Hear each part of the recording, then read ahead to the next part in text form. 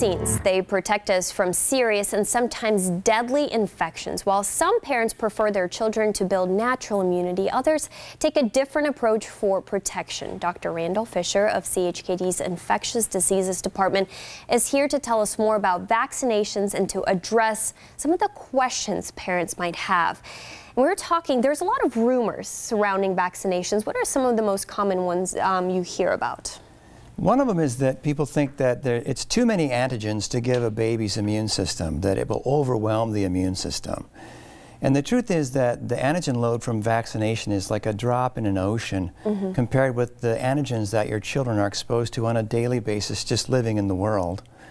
And also, because we're now vaccinating against more diseases, people think that we're now giving more antigens to children. But because we have a more sophisticated method of making vaccines, we're actually giving a lot fewer antigens now than we were in, say, 1980.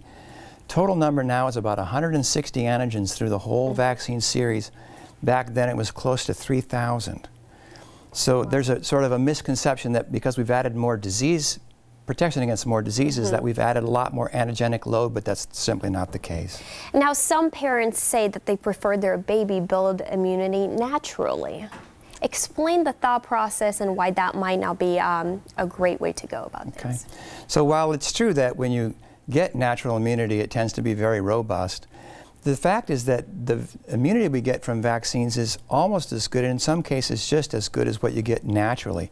And the problem with so-called natural immunity is that in order to acquire it, you have to get infected, and therefore you have to get sick and get the diseases. So there's a lot of risk associated with that. And I think the phrase natural immunity is a little bit of a misnomer. There's nothing unnatural about the way your body makes a response to a vaccine antigen. It uses the same process it uses to respond to an infection. And a big question for a lot of parents, I feel like, why are children still receiving vaccinations for maybe diseases that we're not seeing anymore commonly? Sure. Like mumps, right? Yes, or measles or whatever. So I think the problem is here that vaccines are really becoming a victim of their own success.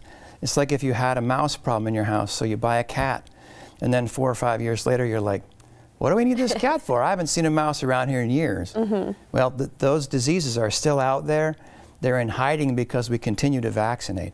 And if we stop vaccinating, they'll come right back out. And there have been examples both here and abroad of that over the last several years where outbreaks have occurred because vaccination levels have dropped. What's the best advice for parents you have? Probably the best thing, I think the best thing you could do as a parent is just follow the vaccine schedule that's been set out by the CDC. The vaccines, the way they're combined, have been tested very carefully to make sure they're safe and to make sure that your kids will get good immune responses. And I don't think there's any good reasons to alter the schedule the way it's recommended now. Perfect. Thank you so much for joining us. Of course, all this information is posted for you on our website at 13newsnow.com, as well as you see the important information right there on your screen. We will be right back.